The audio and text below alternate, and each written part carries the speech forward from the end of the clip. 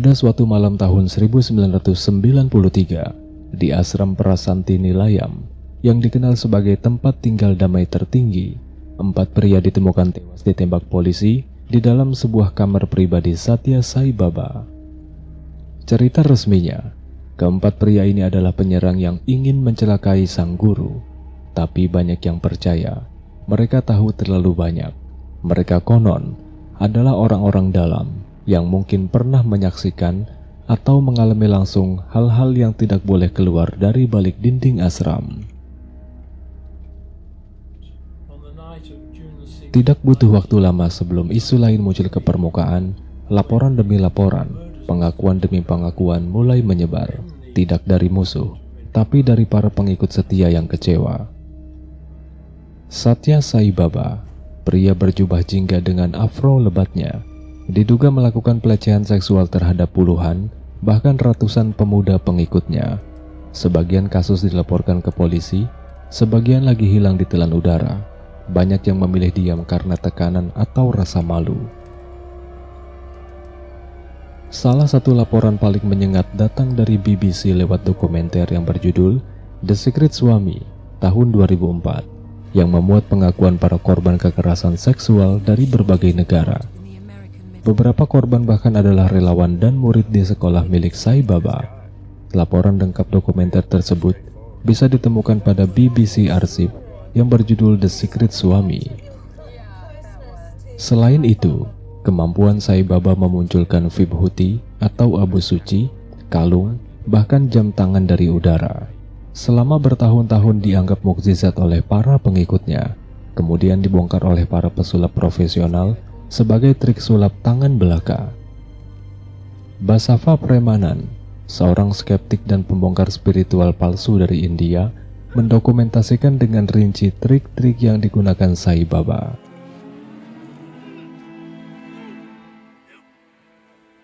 Satya Sai Baba lahir sebagai Satya Narayana Raju pada tahun 23 November 1926 di desa Puttaparthi, negara bagian Andhra Pradesh, India.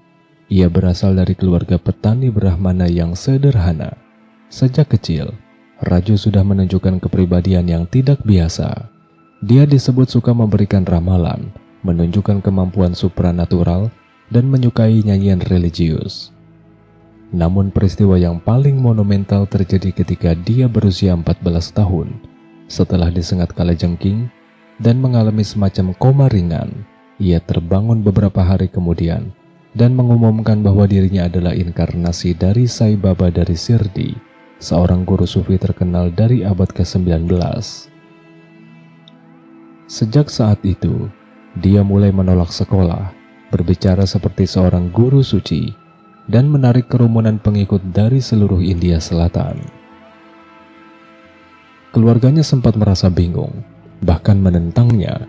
Namun pengaruh spiritual yang dibangunnya terlalu kuat. Dia mulai dikenal sebagai anak ajaib dari Puttaparthi. Cerita mengenai kemampuannya menyembuhkan orang sakit, membaca pikiran, bahkan memanggil hujan, semakin memperluas pengaruhnya. Tidak lama kemudian, tanah keluarganya berubah menjadi pusat ziarah spiritual global. India dikenal sebagai tanah yang subur bagi para guru spiritual dan avatar. Namun di antara mereka, tidak semua menyambut klaim Sai Baba dengan tangan terbuka. Beberapa tokoh spiritual lainnya yang menjadi rival, baik dalam popularitas maupun ajaran, di antaranya yang bernama Osho atau Bhagwan Rajneesh, sangat vokal dalam menyindir Sai Baba sebagai penjual mukjizat murahan. Dia menuduh Sai Baba membodohi masyarakat dengan sulap dan sihir, bukan dengan kesadaran spiritual sejati. Kemudian ada yang bernama Mata Amrita dan Damayi atau Amma si pemeluk. Meski tidak menyerang secara langsung, banyak pengikutnya menyebut Sai Baba sebagai tokoh yang terlalu teatrikal. Kemudian ada yang bernama Sri Sri Ravi Shankar, pernah mengatakan dalam wawancara bahwa spiritualitas sejati tidak datang dari trik sulap, melainkan dari pengalaman batin yang jujur. Lalu ada yang bernama Swami Nityananda. Dia sering dituduh dan meniru gaya dan retorika Sai Baba, namun dia membantah dan mengatakan bahwa dirinya mendapat pencerahan langsung dari Siwa. Lalu ada Jaggi Vasudev atau Sadguru, mengkritik pendekatan spiritual yang berfokus pada mukjizat fisik. Dalam sebuah wawancara, dia menegaskan bahwa jika seseorang memproduksi kalung dari udara, itu bukan sebuah pencerahan, hanya manipulasi elemen. Beberapa dari mereka bahkan berusaha menjatuhkan pengaruh Sai Baba secara langsung. Salah satu contohnya adalah Osho, yang dalam salah satu diskusinya menyarankan agar publik lebih mewaspadai guru palsu yang mendramatisasi keajaiban. Lalu Sri Sri Ravi Shankar juga mendirikan organisasi global sebagai tandingan terhadap organisasi Sai Baba. Dan beberapa mantan pengikut Sai Baba berpindah haluan ke kubu Ravi Shankar setelah skandal tahun 1993. Dalam dunia spiritual India, sabotase berupa penyebar rumor, pemecah pengikut, dan saling menjatuhkan lewat media adalah hal umum yang kerap disamarkan dengan senyum damai. Salah satu pembelot paling signifikan datang dari David Bailey, mantan pianis istana kerajaan Inggris, dan istrinya yang bernama Faye Bailey. Pasangan ini awalnya adalah pengikut setia, dan bahkan diundang secara pribadi oleh Sai Baba ke dalam lingkaran dalamnya. Namun setelah menyaksikan sendiri perilaku menyimpang dan menerima kesaksian dari korban pelecehan, mereka angkat kaki dan menerbitkan buku yang berjudul The Findings, yang berisi dokumentasi pengkhianatan spiritual terbesar abad ini. Buku dan kesaksian mereka memicu gelombang skeptisisme di kalangan pengikut global, terutama di Barat. David dan Faye menjadi pionir dalam membongkar topeng karismatik Sai Baba. Pengkritik lainnya termasuk Basava Vermanan, yang menginvestigasi Sai Baba selama puluhan tahun dan menulis ratusan artikel serta menerbitkan film dokumenter.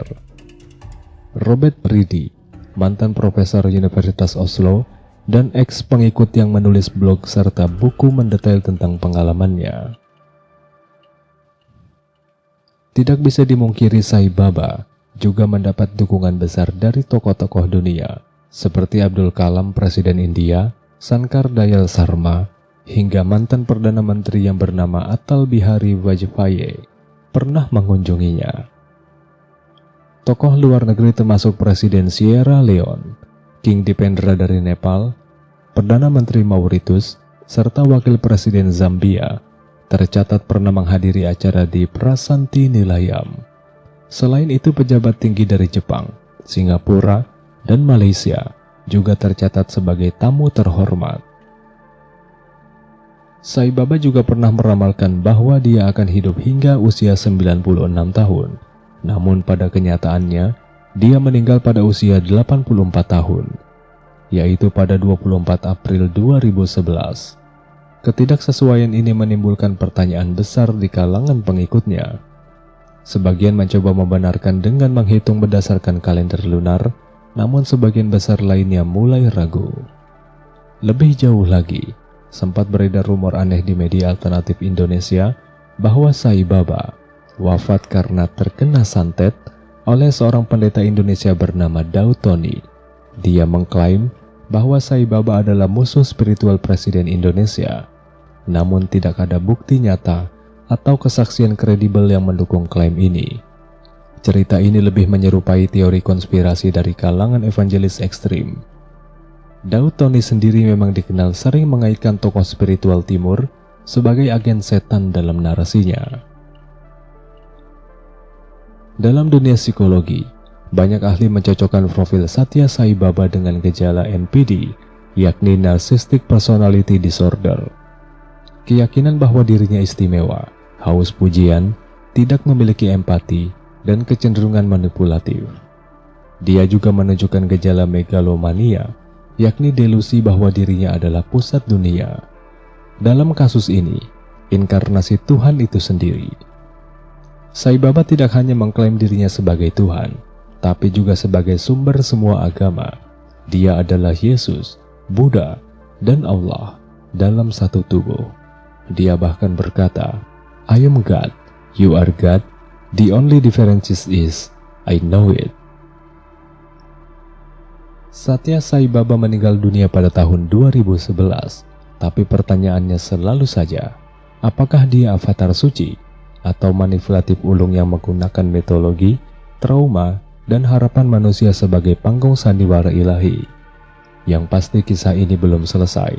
Para pengikutnya masih berziarah, para skeptis masih membongkar lapisan-lapisan kebohongan, dan dunia masih mencari tahu siapa sebenarnya pria berjubah oranye dari Puttaparthi itu. Wallahu a'lam bishawab. Terima kasih sudah menonton sampai selesai. Jangan lupa tonton kisah lainnya dari channel ini. Saya akhiri. Wassalamualaikum warahmatullahi wabarakatuh.